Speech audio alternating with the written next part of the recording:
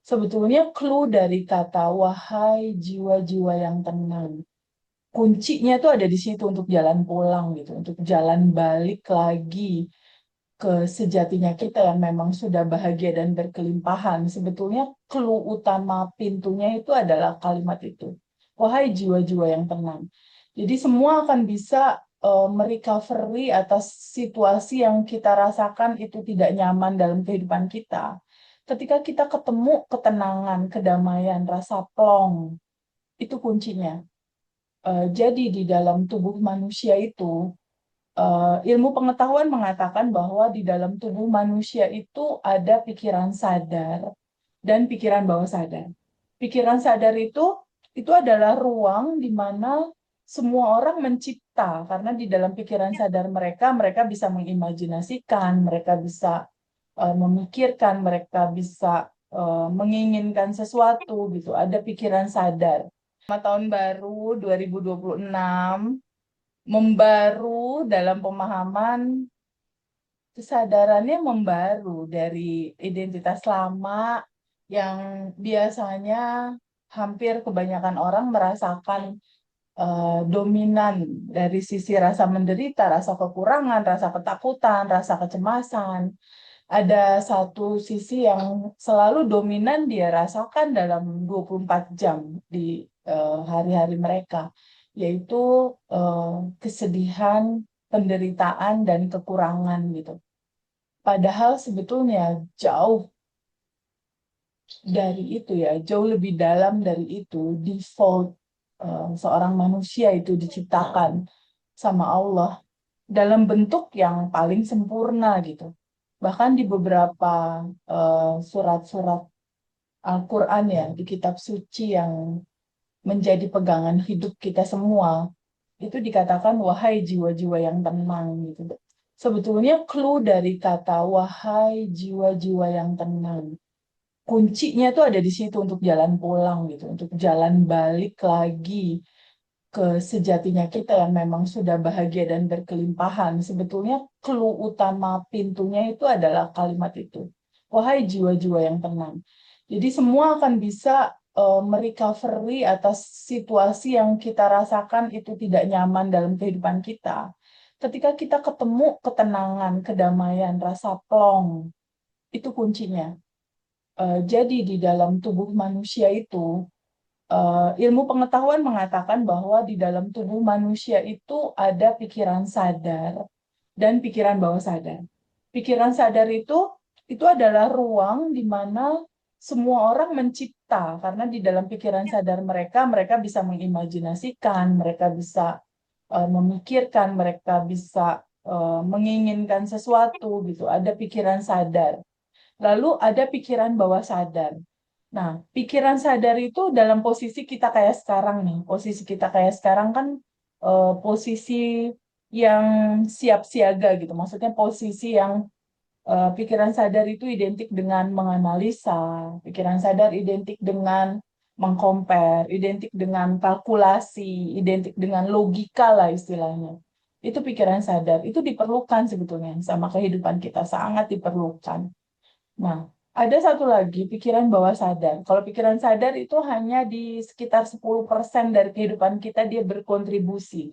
10-15%. Tapi yang punya kontribusi terbesar itu adalah pikiran bawah sadarnya manusia. Dia hampir 85%. Itulah gudang tersembunyinya itu ada di situ. Gudang penyimpanan data, gudang penyimpanan memori, termasuk gudang penyimpanan trauma-trauma, kepahitan, ketakutan, kecemasan, termasuk labeling-labeling. Semua program file-file itu ditaruh di bawah sadar. Dan dia ada di dalam frekuensi yang sangat rendah gitu, frekuensi dalam. Frekuensi bawah sadar kita itu frekuensi ketenangan, frekuensi plong, frekuensi kedamaian. Nah, substansi inti bagaimana getaran itu terbaca ya oleh semesta, oleh Allah dalam mewujudkan apapun realita yang kita inginkan, dia masuknya di gelombang bawah sadar itu. Di gelombang alfa dan theta. Itu frekuensinya sekitar 5-7 Hz gitu deh. Pokoknya di bawah 10. Di bawah 10 Hz itu ketenangan, kedamaian. Nah, justru semua semua versi diri terbaik kita itu ada di medan kuantum itu. Itulah yang dibilang medan kuantum, medan potensi tanpa batas, eh, ruang kesadaran, ruang kelimpahan itu adanya di situ gitu. Itu sebabnya kenapa hampir semua hampir semua agama terbesar di Indonesia itu hampir selalu menyarankan untuk hening, untuk tenang, untuk damai. Kalau di Islam, kita masuk pada gelombang bawah sadar, kita masuk kepada frekuensi ilahi, bisa dikatakan gitu ya. Frekuensi alfa dan theta itu dalam zikir, dalam tahajud, dalam kalau di Ramadan itu ada apa ya? Di dalam Ramadan itu suka ada apa tuh kalau di masjid? Tarawih. Taraweh juga, tapi yang berdiam di masjid itu Oh, apa sih? Itikaf. itikaf. Ya, Itikaf. itikaf ya. Sebetulnya untuk masuk ke frekuensi ilahi, untuk masuk ke frekuensi tenang, frekuensi penciptaan tuh ada di situ. Jadi ketika kita berdoa, ketika kita sholat, ketika kita diam, hening, atau di agama lain disebut metodenya itu adalah meditasi ya, meditasi, kadang yoga, atau yang sekarang lagi marak eh, nafas syukur misalnya. Di metode kita yang di daily rutinnya itu kita kenal 5 menit sebelum tidur dan 5 menit mau tidur itu adalah sadar nafas syukur. Nah, itu sebetulnya salah satu metode untuk kita kembali mengingat sejati kita tuh siapa gitu. Yang sudah tanpa batas dan berkelimpahan. Tapi di dalam Islam sendiri itu sudah sangat lengkap sebetulnya. Di dalam satu hari kita 5 waktu itu ada jeda-jeda selama 5 kali ya. Di sholat subuh, zuhur, asar, maghrib, isya, bahkan ada tambahan entah itu duha ataupun tahajud. Itu sebetulnya kayak satu momentum untuk kita jeda sebentar untuk menurunkan frekuensi kita menuju alfa dan theta untuk masuk ke dalam diri kita. Nah, sebetulnya substansi dari tahun baru itu bagaimana pada akhirnya kita pulang mengingat kembali kita siapa gitu. Yaitu clue yang tadi kita sampaikan di awal, wahai jiwa-jiwa yang tenang. Nah, ketika ada ketenangan, ketika ada kedamaian di dalam diri, itu biasanya si frekuensi itu akan mendekatkan kita kepada koneksi sejatinya kita, koneksi Tuhan, koneksi diri kita yang semua solusi ada di situ, semua goal yang kita mau ada di situ gitu. Karena secara substansi inti, semua permasalahan hidup teman-teman yang mungkin saat ini melihat video ini ya, ketika nanti ditayangkan di YouTube, teman-teman eh, pelan-pelan cobalah untuk bisa menyadari bahwa solusi nggak ada di luar sebetulnya. Solusi nggak ada di luar tubuh kita. Solusi permasalahan kamu, entah tentang hutang, entah tentang relationship, entah tentang kesehatan, entah tentang keuangan, entah tentang karir, atau spiritual sekalipun, itu kamu nggak akan bisa dapetin di luar gitu. Mencoba untuk menyadari bahwa eh, terbukalah pada sebuah kemungkinan. Semuanya udah ada di dalam. Semuanya udah ada di dalam. Permasalahan kamu dan solusinya.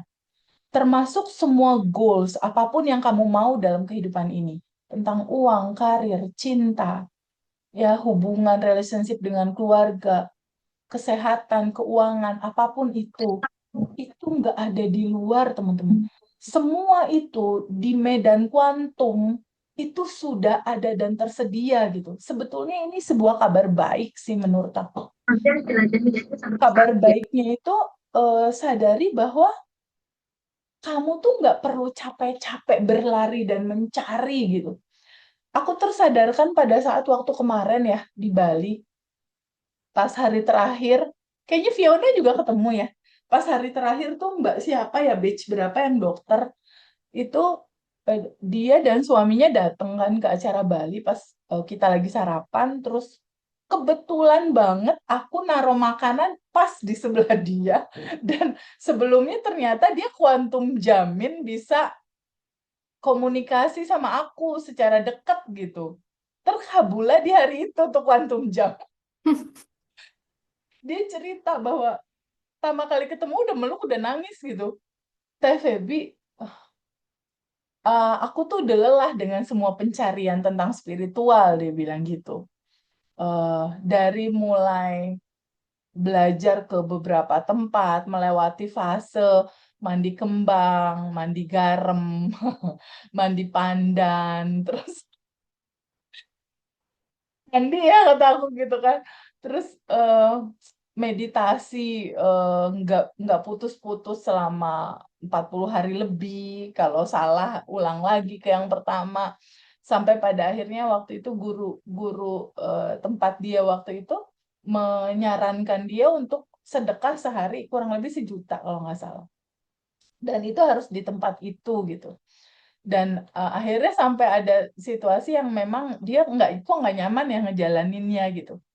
Sampai kayaknya semua udah dia lakukan gitu dengan judul yang banyak sekali di luar logika gitu.